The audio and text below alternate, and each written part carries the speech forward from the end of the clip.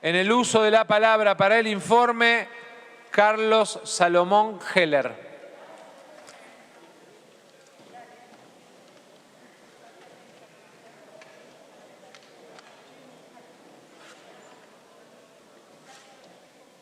Presupuesto y en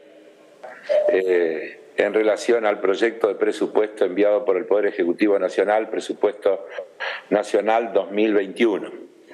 Este presupuesto está diseñado a efecto de administrar una situación de emergencia económica preexistente agravada por la pandemia y a partir de allí el diseño. ¿Por qué digo esto?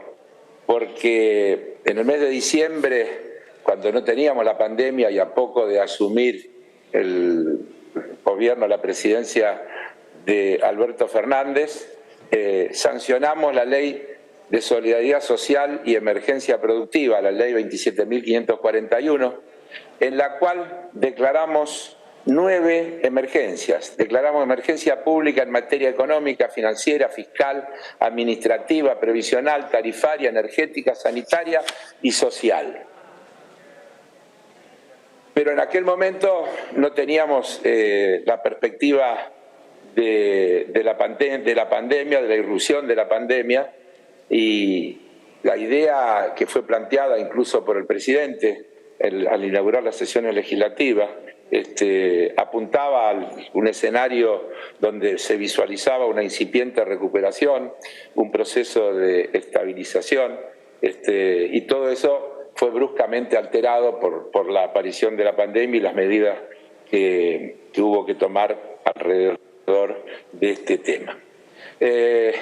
Yo voy a, por lo tanto, inevitablemente tener que referirme a las dos cuestiones, porque no puedo dejar de hacer una serie de consideraciones que tienen que ver con la situación preexistente, la que nos llevó a declarar la emergencia antes de la pandemia,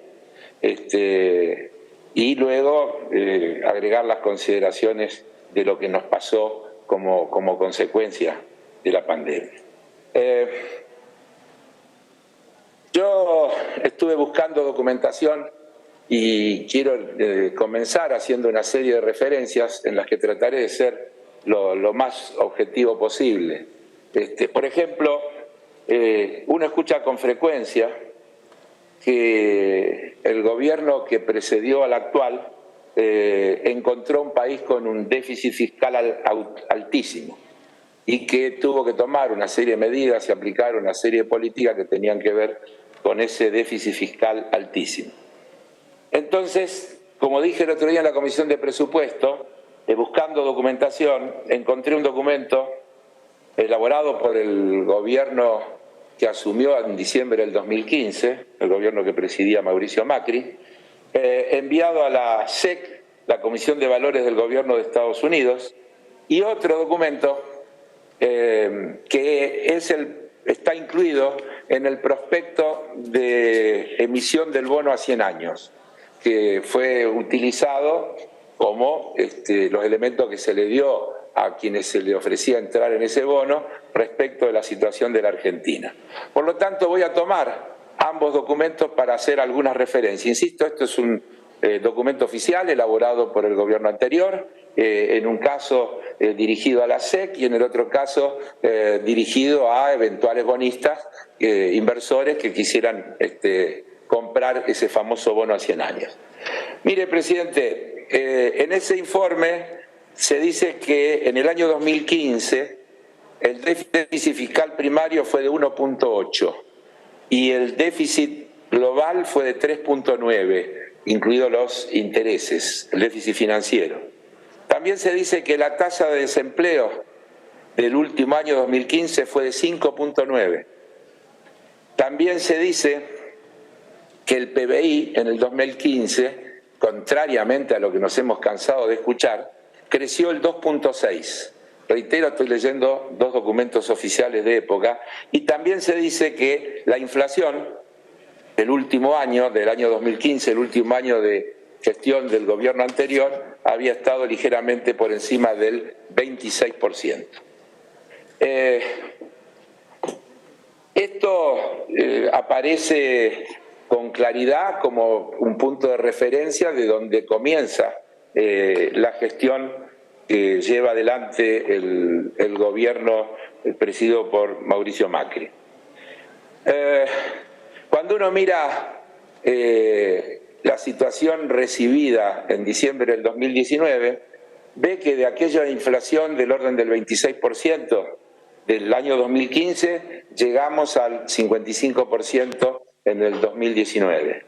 Que la pobreza pasó del 32% a alrededor del 40%. Que el déficit fiscal, el caballito de batalla principal del que hemos escuchado decir tantas cosas, pasó de ese 3,8, 3,9 del PBI en el 2015 a un 5% en el 2019, aunque con una composición distinta claramente, porque bajó el déficit fiscal primario, pero en la misma proporción o aún en mayor proporción aumentó el costo de los intereses y el déficit consolidado terminó siendo en el 2019 más alto que el del 2015.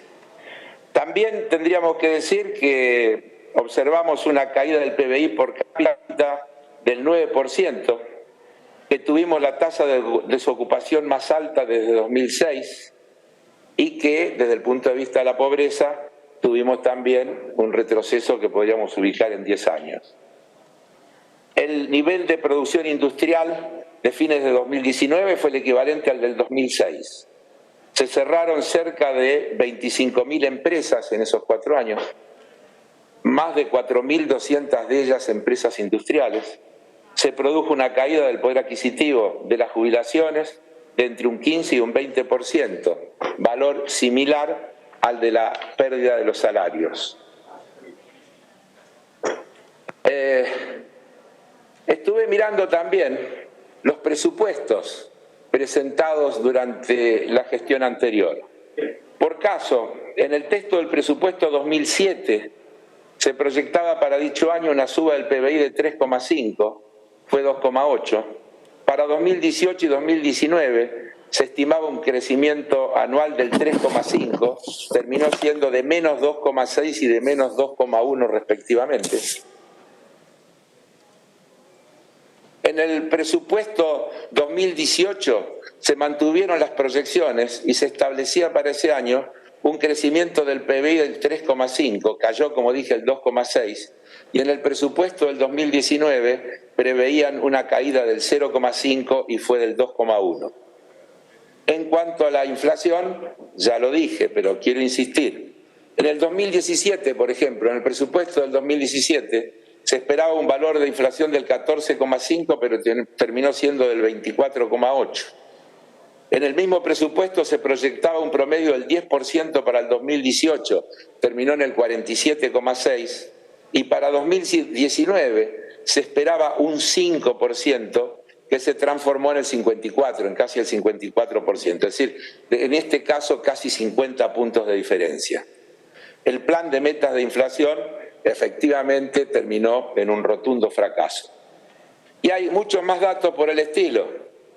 Y, por ejemplo, podríamos recordar aquella reunión del 28 de diciembre de 2017, donde los ministros de Hacienda, Duhovne, el jefe de gabinete, Marcos Peña, el presidente del Banco Central, Sturzenegger, y el ministro de Finanzas, Caputo, anunciaron la modificación de las metas de inflación, que eran del 12% para el 2018, según el presupuesto elaborado un mes antes, la subieron al 15%, modificaron las metas, dijeron que en vez del 12 y pico pasaban al 15%, y realmente cuando llegamos a la realidad terminaron en el 47,6%. Otro tanto podemos decir respecto de los temas vinculados con el endeudamiento. Hay documentos, hay declaraciones, por ejemplo del ministro Duhovne, que dice que una de las buenas cosas que heredaron es la baja deuda externa, 13% en relación al PBI, la deuda externa en moneda extranjera. Bueno, todos sabemos que eso se ha incrementado de una manera significativa, y para no cansar con muchos datos, tengo de hoy del día de hoy un informe elaborado por una oficina independiente del Fondo Monetario Internacional que en realidad evalúa la gestión del Fondo Monetario Internacional en relación a los países.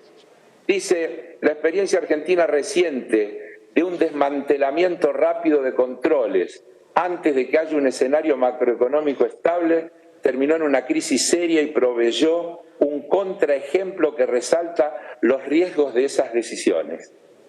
En 2015, en Argentina, el staff debió ser más firme en alertar sobre los riesgos de una remoción rápida de las restricciones a la cuenta capital y sobre la necesidad de fortalecer la macroeconomía para que esa apertura sea sostenible.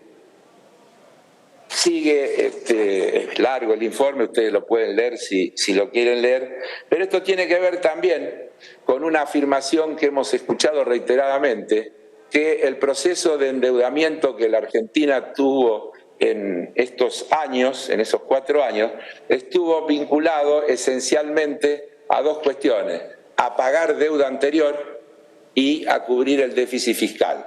Sobre el déficit fiscal deberíamos decir que es en pesos, por lo tanto no debería haber generado deuda externa de ninguna manera. Y en cuanto a que 2 de cada 3 dólares se destinaron a pagar deuda, no resiste ningún análisis, porque si no, no podría explicarse de dónde salió ese proceso de endeudamiento, pero este informe de la Comisión Independiente del Fondo Monetario Internacional exime de todo comentario. Sin embargo, yo agregaría el informe del Banco Central de la República Argentina, titulado Mercado de Cambios, Deuda y Formación de Activos Externos 2015-2019, en el que se dice: la contracara de esta fenomenal deuda fue una abultada fuga de capitales, que en el periodo comprendido entre diciembre de 2015 y octubre de 2019 superó los 86.000 millones de dólares. También dice el informe que hubo una fuerte concentración. Señor presidente, según ese informe, apenas el 1%, estoy leyendo textualmente, de las empresas explica las 3/4 partes de la formación de activos externos realizados por personas jurídicas. De igual forma, tan solo el 1% de las personas humanas dieron cuenta del 22% de la fuga de capitales realizada por individuos. Obviamente, esto sucedió en el marco de esa normativa permisiva a la que hace referencia ese informe de la Comisión Independiente del Fondo Monetario. Queda también por analizar qué pasó con los 44.000 millones y medio de dólares que tomó Argentina como préstamo con el fondo y que estaban expresamente destinados a cancelar otras deudas, porque así se nos dijo, porque así se explicó a la opinión pública. Sin embargo, según la información con la que contamos, de esos 44.500 millones se canceló deuda por 14.200 millones y los otros 30.000 seguramente también forman parte de ese proceso de fuga de capitales. Fueron parte de las reservas que el Banco Central vendió a esos compradores y que estos constituyeron como activos externos ante la más absoluta falta de regulación. Ese es el escenario previo en apretada síntesis y tratando de respetar al máximo los tiempos que me han dado, y es en ese escenario en el que presentamos este proyecto de presupuesto. Este proyecto de presupuesto que, como dijimos, incluye la irrupción de la pandemia, que todos sabemos y en los diarios de cada día podemos leer, esa escala global está provocando, según podemos leer, la peor crisis económica desde la Gran Depresión del año 30, es decir, es una cosa que excede con creces a las políticas internas. El gobierno argentino tuvo que asumir una cantidad de políticas que no estaban pensadas, el ingreso familiar de emergencia, el programa de asistencia de emergencia al trabajo y la producción, que entre paréntesis se acaba de extender por decreto 823 hasta el 31 de diciembre.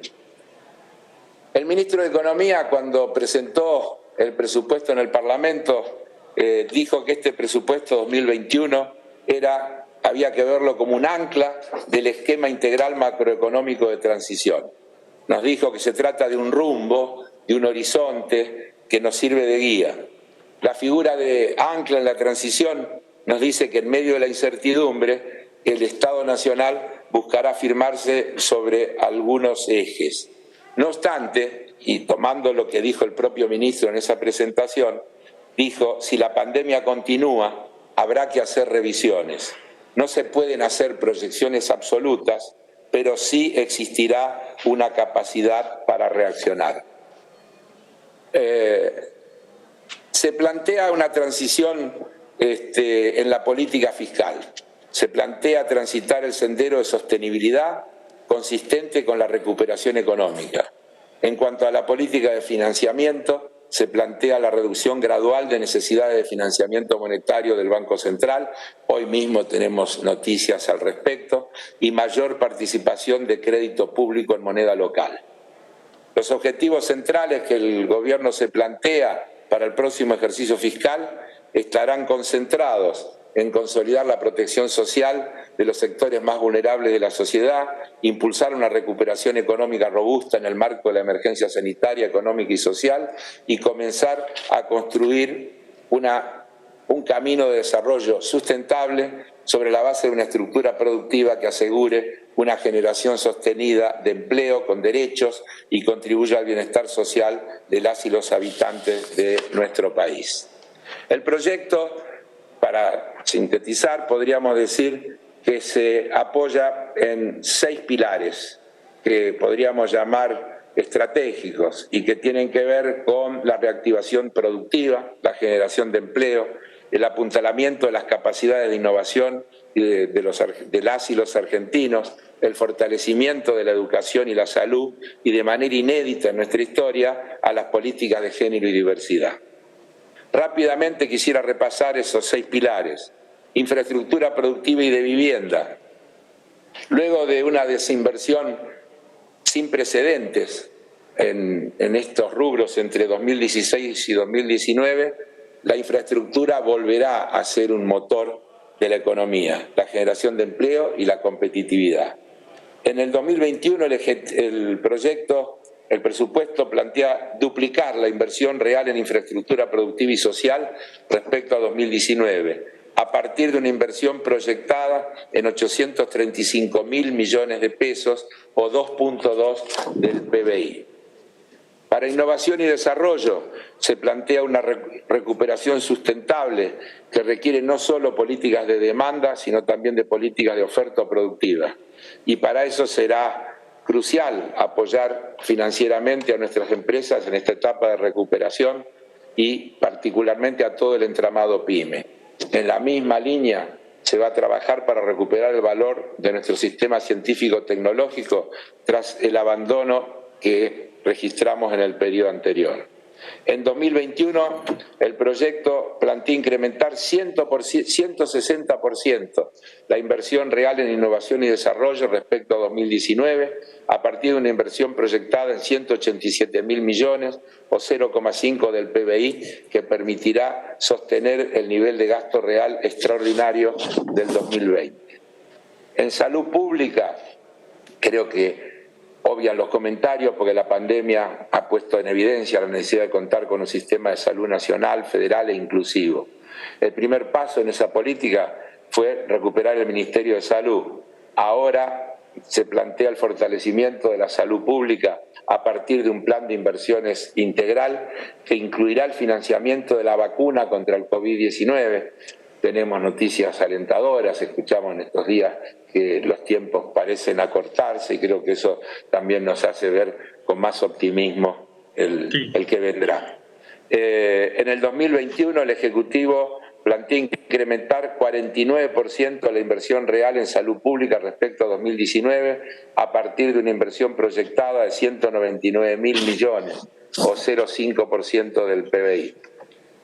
En educación y conectividad, y lo de la conectividad es una novedad, en el 2015 fue el último año de cumplimiento de la Ley de Financiamiento Educativo, 6% del PBI sumado entre nación y provincias.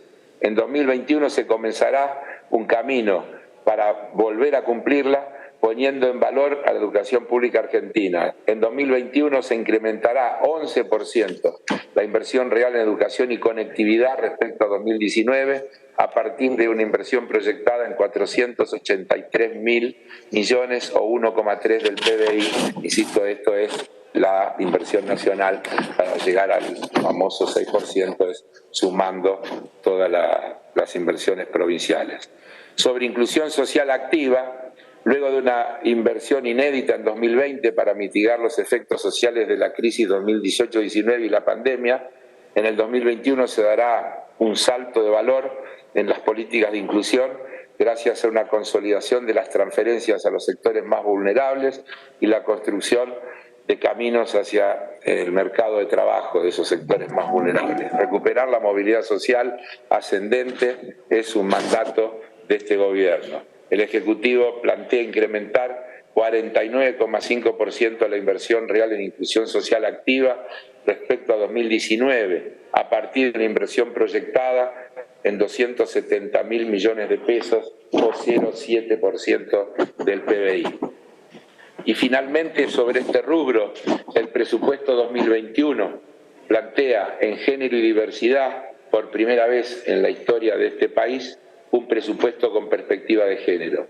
Hemos logrado construir un presupuesto que contenga una metodología que permite visibilizar el esfuerzo que realiza el Gobierno para cerrar las brechas de desigualdad, al tiempo que expresa iniciativas concretas en esa dirección y una definición política inclusiva y diversa. En el 2021 el Ejecutivo plantea incrementar casi 1.350% la inversión real en género y diversidad respecto a 2019, a partir de una inversión proyectada de 6.205 millones de pesos. El presupuesto que estamos considerando se construye sobre la base de supuestos que entendemos son realistas. Los escenarios macroeconómicos de este presupuesto son compatibles con una economía que se recupera gradualmente del impacto generado por la pandemia.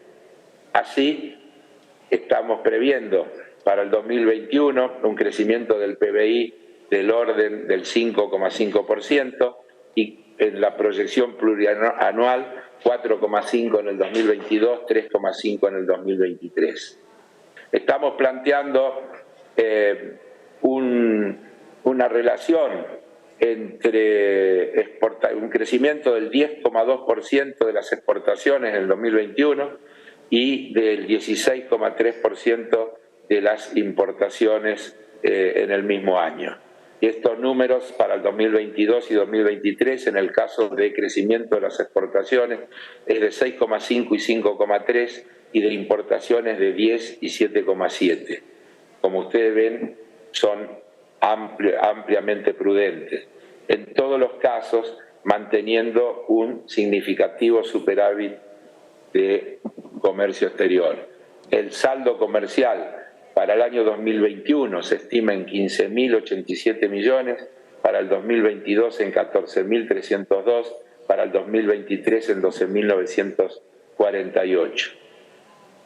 El proyecto planea un índice de precios al consumidor que aumente en el 2021 el 29 y que siga en una suave tendencia descendente al 24% en el 2022 y al 20% en el 2023.